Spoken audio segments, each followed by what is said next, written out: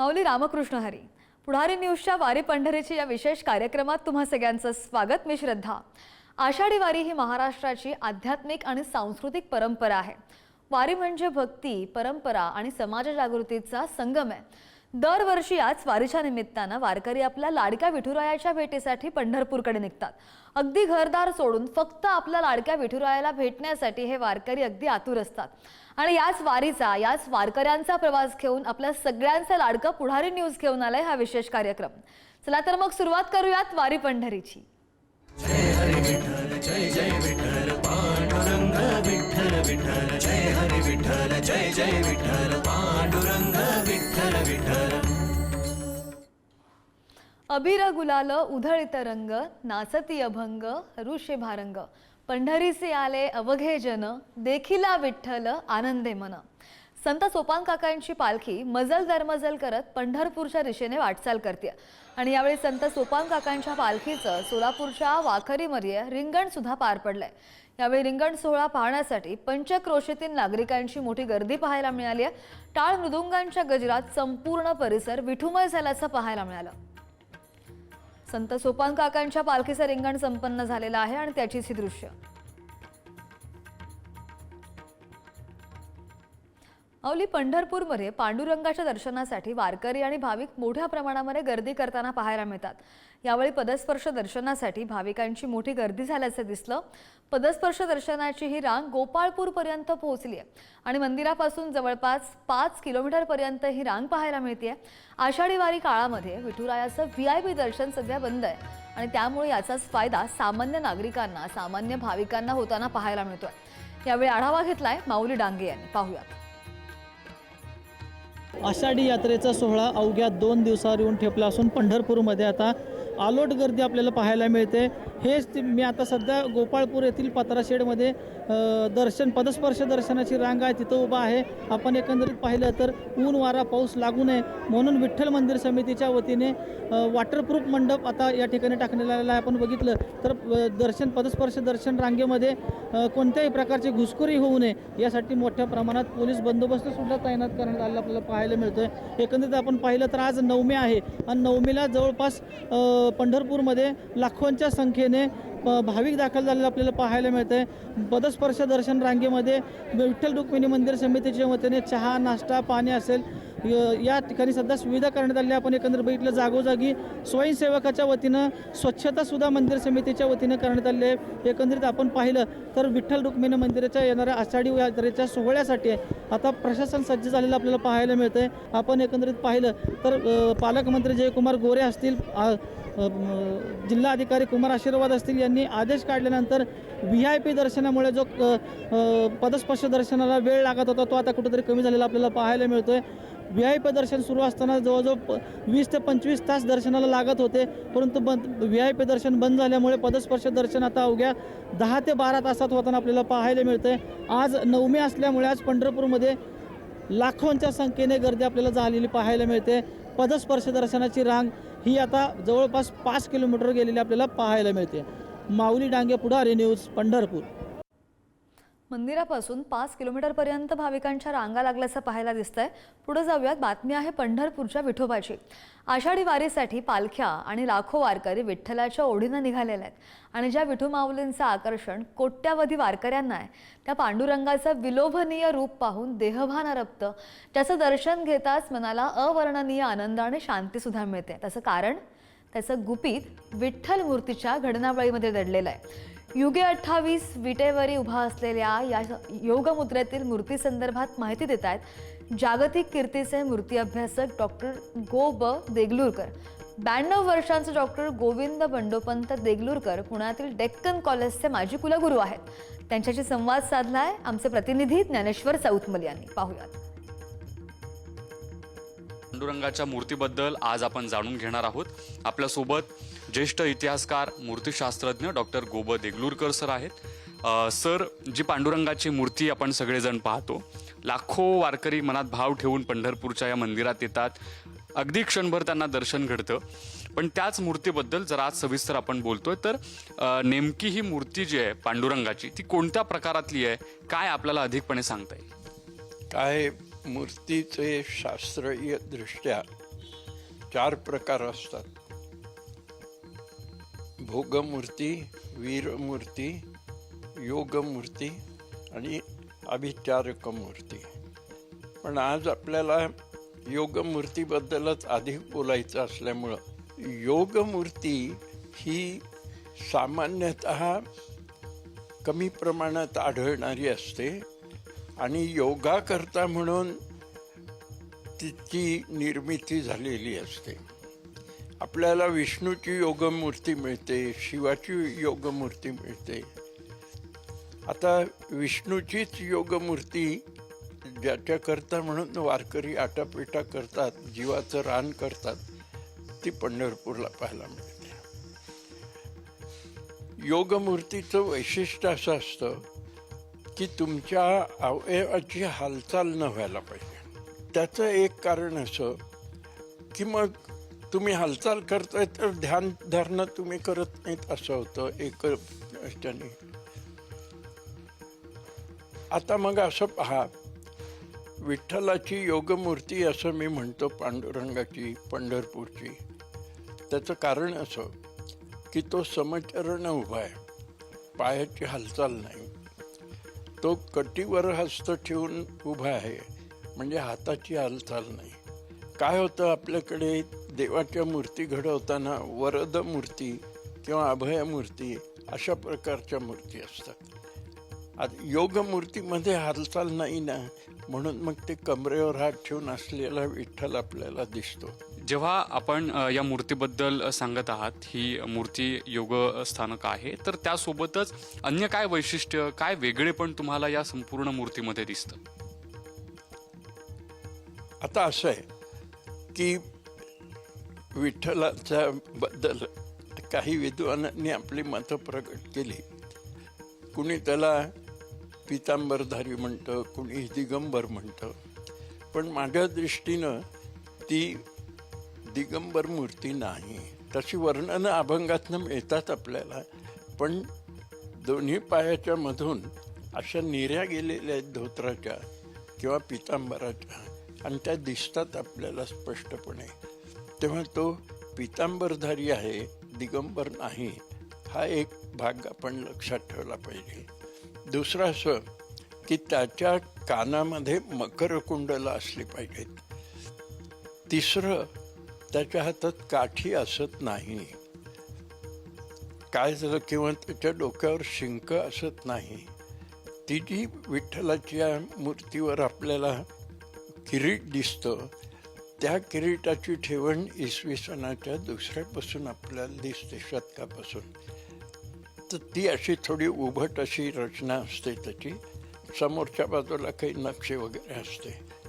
तर ती कुशाण काळापासून म्हणजे दुसऱ्या शतकापासून तशी आपल्याला मिळते किरीटधारी मूर्ती.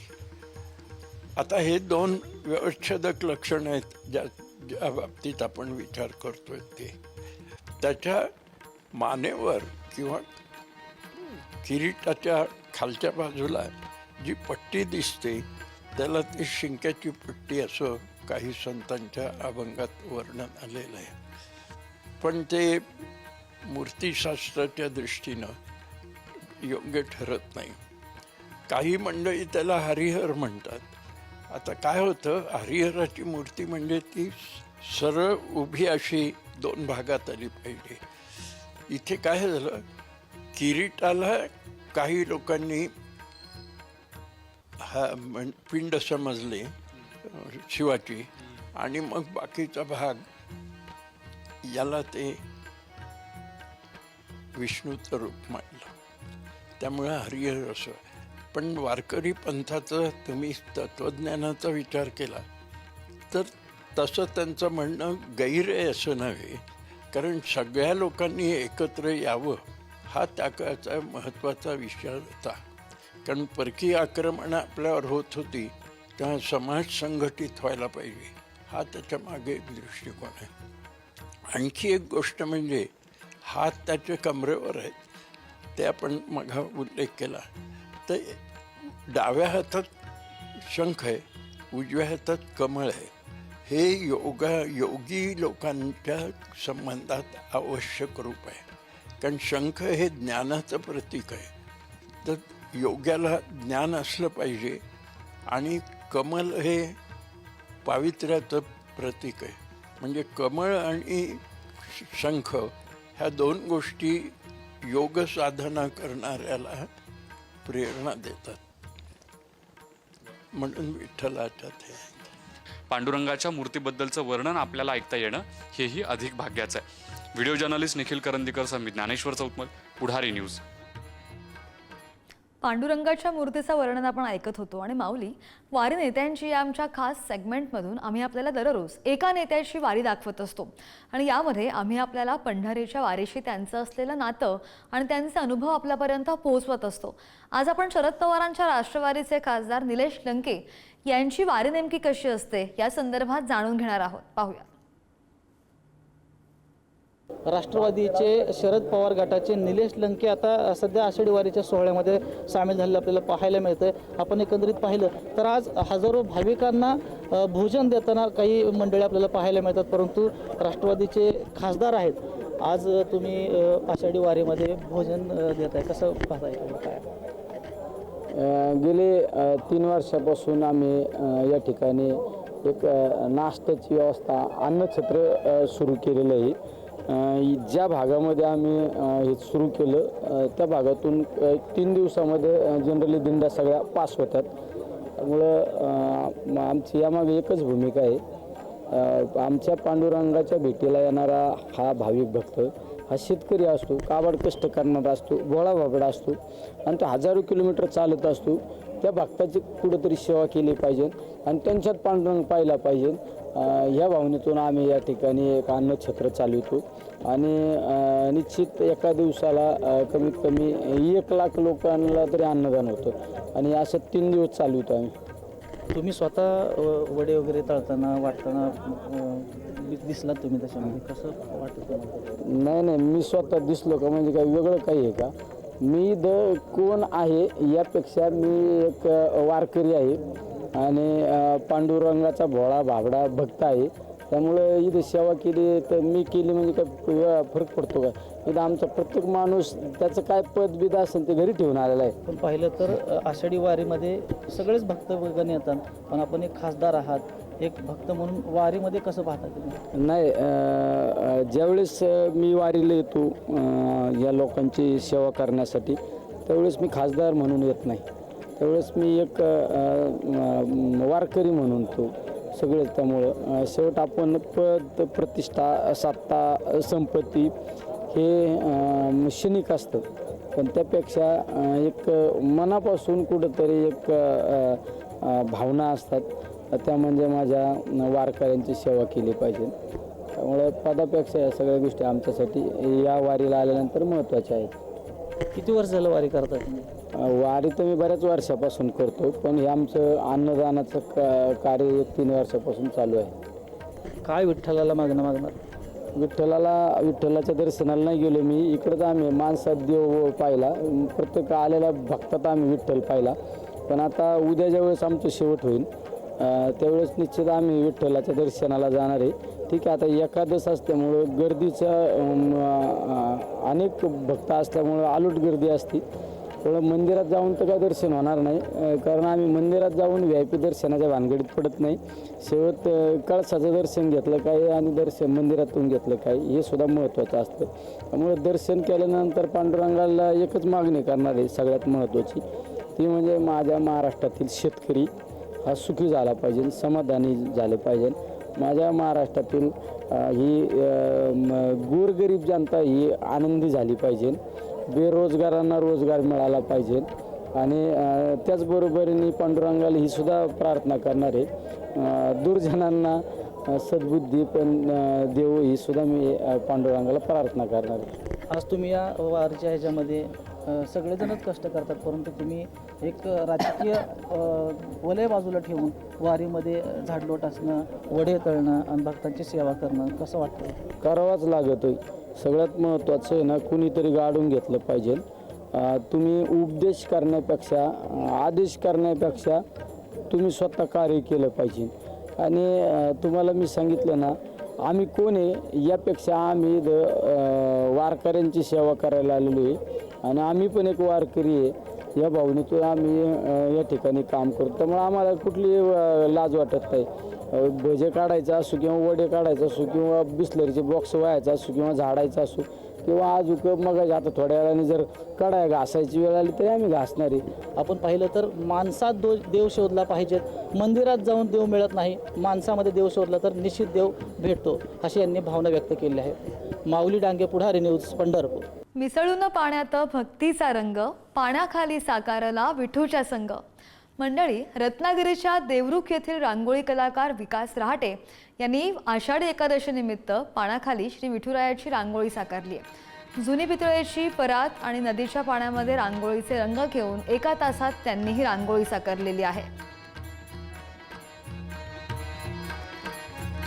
रत्नागिरीमधून आपण हे दृश्य पाहतो. रत्नागिरीच्या देवरुख येथील रांगोळी कलाकार विलास रहाटे यांनी आषाढी एकादशी निमित्त पाण्याखाली श्री विठुरायाची रांगोळी साकारली आहे.